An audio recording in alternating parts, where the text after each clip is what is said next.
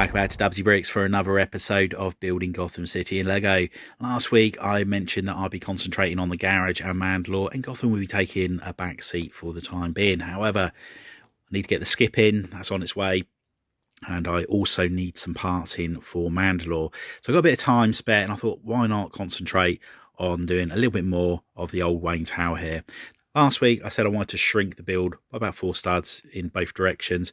There's a row of plates in the middle going each way that I can remove, and then I'll just squeeze it all together, and then that'll be job done. I just need to redesign that window section in the centre.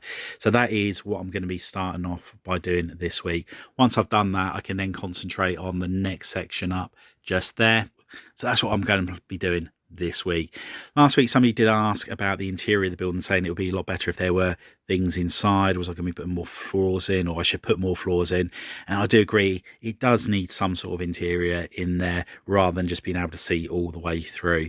Now, I don't know how many more floors I'm going to be putting in. The lower section, there are a couple of floors. We've got these two here, and I could potentially put another one in here. However, I don't know whether or not it's going to bring that much to the build, as the majority of the time you're just going to be looking at this building from a distance. It's not a case of going inside of it. This build up here, due to how I've done this section here, I wouldn't want to make an additional floor, and I just don't think it's going to do enough for that. So I will have a think about what I'm going to be putting inside them.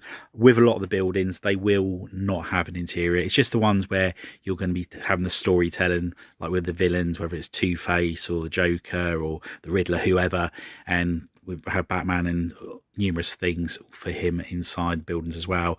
But yeah, we just I'll pick and choose further down the line which buildings I'd put that in. But if you do have any ideas of little stories that you think that should be in there, by all means drop in the comments. I'll be interested to hear what you have to say. Anyway, let's start off by amending this build here. I'll check back in once I've made a bit of progress.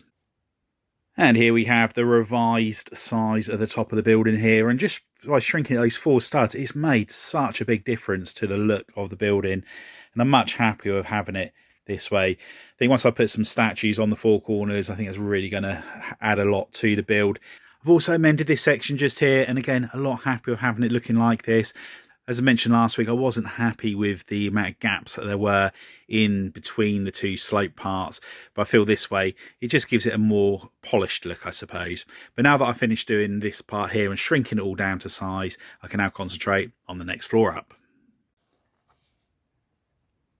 And the next floor is well underway. Put the snot bricks in on all 4 corners, so they're all ready for the curved slopes. And I'm using the same degree slope as what I used on the floor below. I'm using the 1x1s as opposed to 2x, because I do seem to have a fair few of those. I'm hoping I've got enough to get one side done so I can have a good idea of what it's all going to look like visually. Now in this gap here, I'm going to be making something very similar to this here. Now the idea is I have the curved slope at the top and then just a normal flat tile going down the bottom of it. But this just slides into the gap just there, and it's in there nice and tight, so it's not going to go anywhere. And I think it's going to give it quite a nice look once it's all finished. So what I'm going to do, I'm going to see what bricks I've got still available, build up as much as I can, and I'll check back in and show you what it's looking like. And there we have the next floor all in place.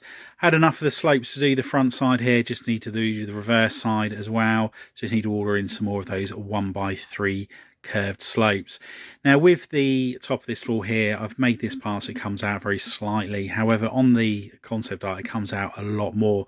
And the same on this floor just here. And one thing I'm considering doing is using this piece here, but having it inverted.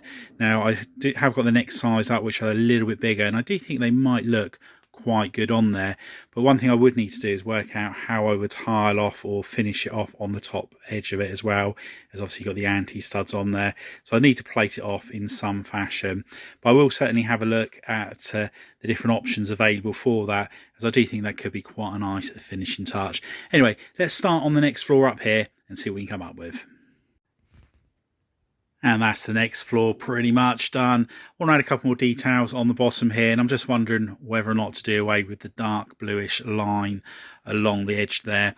Now all of this still needs to be tiled off on all of these sections here, but as I said just a moment ago, the one thing I want to do is have a look and see whether or not it's going to be better to have the slopes on those corners. So I'm just going to try and position them in place just to give you an idea of what it would look like should I go down that route. And there are the curved slopes inverted onto the build there. And I've just kept them in place using a couple of hinge pieces. And I'm really liking the look of the one on the top. It won't have the white line there. That's just purely to keep all the pieces together. And this one here, I prefer if it wasn't such a straight line there. On the concept art, it's a complete circle all the way around. But this section below just here is more circular in the concept art than how I've been able to build it. But I am certainly thinking that it'll be really good to have these two sections on here if I can find a way of making a nice smooth finish on the anti-stud side of it. So that's certainly something I'll be working on in the near future. I think the decision to go down to shrinking this by the 4 studs, it was definitely the right way forward.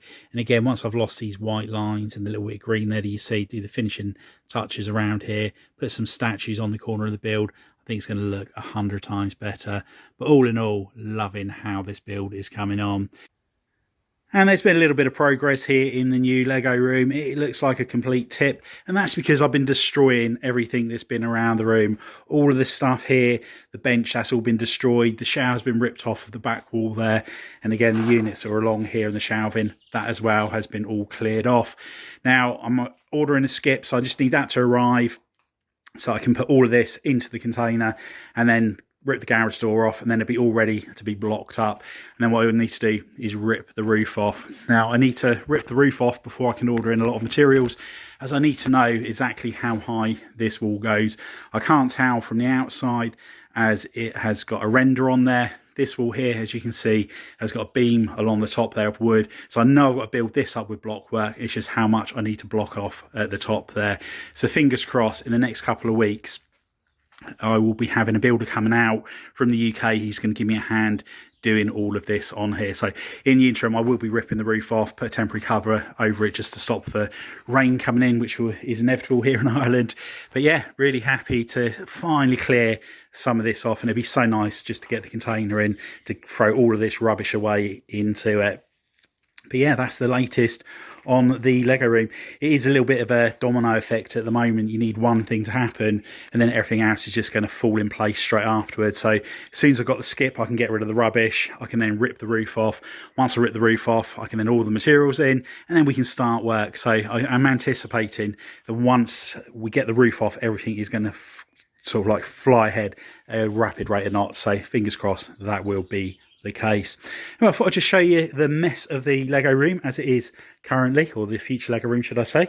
I hope you've enjoyed this update. If you have, please remember to give us a big thumbs up. If you haven't already done so, please consider subscribing to the channel and hit the notification bell so you don't miss any future content on the channel. And if you know anybody else you think would be interested in building Gotham or building Mandalore, if you share the channel, it'd be much appreciated. Anyway, thanks for popping by, and I'll see you next time. Bye for now.